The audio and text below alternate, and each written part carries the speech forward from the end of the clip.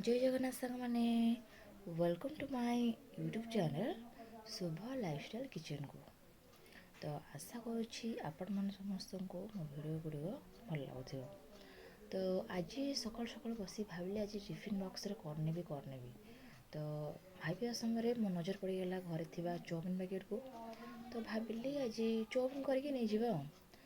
ତ ଦେଖନ୍ତୁ, ମୁଁ ଏଠି ଗୋଟେ କଡ଼େଇରେ ଅଳ୍ପ କିଛି ପାଣି ଆଉ କିଛି ସନଫ୍ଲାୱାର ଅଏଲ୍କୁ ନେଇଯାଇଛି। ତ ବର୍ତ୍ତମାନ ସେଥିରେ ଏବେ ଆମର ଚାଉମିନ୍ ଗୁଡ଼ିକୁ ପକାଇଦେବା ଆଉ ଟିକେ କଭର୍ କରିନେବା ଆଉ 5ରୁ 10 ମିନିଟ୍ ଗୋଟେ ଛାଡ଼ିଦେବା ବଏଲ୍ ହେବାକୁ। ତ ତାପରେ ଦେଖନ୍ତୁ ଆମର ଚାଉମିନ୍ ଗୁଡ଼ିକ ବଏଲ୍ ହୋଇଯାଇଛି। ଏବେ ସେଗୁଡ଼ିକୁ ଆମେ ଛାଣି ନେବା, ନହେଲେ ପାଣି ଯଦି ରହିଯିବ ତ ଚାଉମିନ୍ ଆମର ଟିକେ କ'ଣ କଲେ ଓଦା ଲାଗିବ। ତାପରେ ଦେଖନ୍ତୁ, ମୁଁ ଗୋଟେ କଢ଼େଇରେ କିଛି ତେଲ ଆଉ ଆମର କିଛି ଗୋଟା ଜିରା ଆଉ 2ଟା କଞ୍ଚା ଲଙ୍କାକୁ ପକାଇ ଦେଇଛି। ତ ଏବେ ସେଗୁଡ଼ିକ ଭଲ ଭାବରେ ଭାଜି ହୋଇଯିବା ପରେ ଦେଖନ୍ତୁ, ମୁଁ କିଛି କଟା ପିଆଜକୁ ପକାଇ ଦେଇଛି। ପିଆଜ ଗୁଡ଼ିକୁ ଆମେ ଭଲ ଭାବରେ ଭାଜି ନେବା, ପ୍ରାୟତଃ ଆମର 5ରୁ 10 ମିନିଟ୍। ତ ଏଠି ଦେଖନ୍ତୁ, ମୁଁ ବି ଚାଉମିନ୍ ପାଇଁ କାଟିକି ରଖିଦେଇଛି କିଛି ପତ୍ରକୋବି, ବିନ୍ସ, ଗ୍ରୀନ୍ ମଟର ଆଉ ଟମାଟୋ। ତାପରେ ଦେଖନ୍ତୁ, ଆମର ପିଆଜ ଗୁଡ଼ିକୁ ଆମେ ଭଲ ଭାବରେ ଭାଜିବା, ଯେମିତିକି ଆମର ଚାଉମିନ୍ରେ ମାନେ ଖାଇବା ସମୟରେ ଟିକେ ଭଲ ଲାଗିବ। ତ ଦେଖନ୍ତୁ, ପିଆଜ ଗୁଡ଼ିକ ଭଲ ଭାବରେ ଆମର ଭାଜି ହୋଇଯାଇଛି। ତ ସେଥିରେ ଆମେ ଆମର କଟା ପତ୍ରକୋବିକୁ ଦେବା, ଯେଉଁଟାକି ଆମେ ବନ୍ଧାକୋବି ମଧ୍ୟ କହିପାରିବା।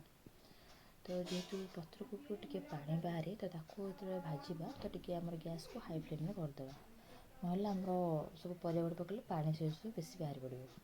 ତେବେ ଦେଖନ୍ତୁ, ସେଗୁଡ଼ିକୁ ଭଲ ଭାବରେ ଭାଜି ନେଉଛି, ପ୍ରାୟତଃ ସେଗୁଡ଼ିକୁ ଆମେ 7ରୁ 8 ମିନିଟ୍ ଭାଜିବା। ଦେଖନ୍ତୁ, ଏବେ ଆମର ଭଜା ଚାଲିଛି ପତ୍ରକୋବି। ତ କୋବିଟି ପ୍ରାୟତଃ 50% କୁକ୍ ହୋଇଗଲେ ସେଥିରେ ଏବେ ଆମେ ଦେବା ଆମର ଆଗରୁ କଟା ହୋଇକି ଥିବା ବିନ୍ସ, ଟମାଟୋ, ଗ୍ରୀନ୍ ମଟର। ଦେଖନ୍ତୁ, ଏବେ ମୁଁ ସେଗୁଡ଼ିକୁ ଭଲ ଭାବରେ ପକାଇ ଦେଇଛି। ତ ଏବେ ସେଗୁଡ଼ିକୁ ଆମେ ଭଲ ଭାବରେ ଭାଜି ନେବା। ସେଗୁଡ଼ିକ ଏବେ ଭଲ ଭାବରେ ଭାଜି ହୋଇଥିବା ସମୟରେ ମୋର କିଛି ପିଲାଦିନର ସ୍ମୃତି ମନେ ପଡ଼ୁଛି। ଯେମିତିକି ଯେତେବେଳେ ଛୋଟ ଛୋଟ ସବୁ ହେଇଥିଲୁ, ଭାଇ ଭଉଣୀ ସମସ୍ତଙ୍କ ଘରେ ତ ଭାଇ ଭଉଣୀ ଝଗଡ଼ା ଲାଗନ୍ତି, ଆମେ ତ ବହୁତ ଲାଗୁ। ବାବା ଯେତେବେଳେ ଚାଉମିନ୍ କିଣିକି ଆଣିବେ ସେପାରେଟ୍ କରିକି ଆଣିଦେଇଥିବେ, କାହିଁକିନା ନହେଲେ ଆମେ ଘରେ ସବୁ ମାଡ଼ଗୋଳ ହେଇକି ମାନେ ମାଡ଼ଗୋଳ ତ ହେଇଯିବୁ ଆଉ।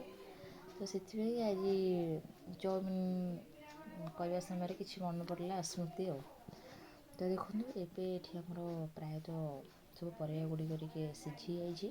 ତ ଏବେ ସେଥିରେ ଆମେ ଦେବା କିଛି ଲଙ୍କାଗୁଣ୍ଡ, କିଛି ହଳଦୀ ଗୁଣ୍ଡ ଆଉ ଆମର କିଛି ସ୍ୱାଦ ଅନୁସାରେ ଲୁଣ। ଏବେ ସେଗୁଡ଼ିକୁ ଆମେ ଭଲ ଭାବରେ ମିଶାଇ ନେବା, ଯେମିତିକି ଆମର ମସଲା ଗୁଡ଼ିକ ସହିତ ଭଲ ଭାବରେ ମିଶିଯିବ।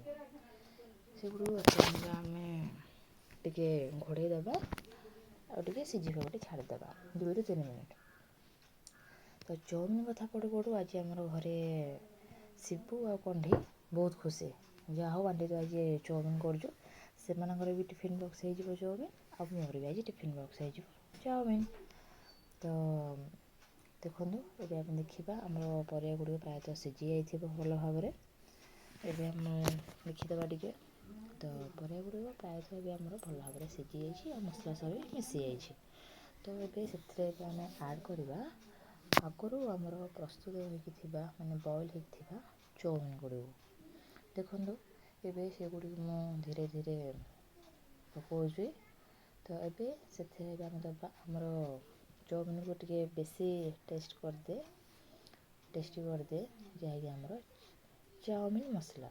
ଦେଖନ୍ତୁ, ଏବେ ମୁଁ ସେଗୁଡ଼ିକୁ ଭଲ ଭାବରେ ଚାଉମିନ୍ ଉପରେ ପକାଇ ଦେଉଛି। ତ ଏବେ ସେଗୁଡ଼ିକୁ ପକାଇ ଦେବା ପରେ ଏବେ ଆମେ ଭଲ ଭାବରେ ସେଗୁଡ଼ିକୁ ମିଶାଇ ନେବା, ନହେଲେ ମସଲା ଗୁଡ଼ିକ ଆମର ସବୁ ଚାଉମିନ୍ରେ ମିଶିବନି, ଯାହାକି ମାନେ ଉପରେ ଖାଲି ନର୍ମାଲ୍ ଟିକେ ଲାଗିବ ମସଲାଟା। ତେବେ ଦେଖନ୍ତୁ, ଆମେ ହାଇ ଫ୍ଲେମ୍ କରିଦେବା ଗ୍ୟାସ୍। ବର୍ତ୍ତମାନ ସେଗୁଡ଼ିକୁ ଏବେ ଆମେ ଭଲ ଭାବରେ ମିଶାଇ ନେବା, ଯେମିତିକି ମସଲା ଗୁଡ଼ିକ ସହିତ ଆଉ ଚାଉମିନ୍ ଗୁଡ଼ିକ ସହିତ ଆମର ଚାଉମିନ୍ ମସଲାଟା ଭଲ ଭାବରେ ମିଶିଯିବ। ତ ଏବେ ଦେଖନ୍ତୁ, ଆମର ଆଜିର tiffin box ready, yummy chowmein. ତ ଏବେ ବର୍ତ୍ତମାନ ମୁଁ କିଛି ପ୍ଲେଟ୍ରେ କାଢ଼ିକି ଚାଉମିନ୍ ରଖି ନେଇଛି। ଏବେ ସେଥିରେ ମୁଁ କିଛି ଟମାଟୋ ସସ୍ ଆଉ ଆମର ଚିଲି ସସ୍କୁ ସେଥିରେ ଦେଇ ଦେଇଛି। ଏବେ ଆମର ପ୍ରସ୍ତୁତ ହୋଇଗଲା ୟମି ୟମି ଚାଉମିନ୍। ଆଶା କରୁଛି ଆପଣମାନେ ସମସ୍ତଙ୍କୁ ମୋ ଭିଡ଼ିଓଟି ଭଲ ଲାଗିବ। ତ ରହୁଛି ସାଙ୍ଗମାନେ।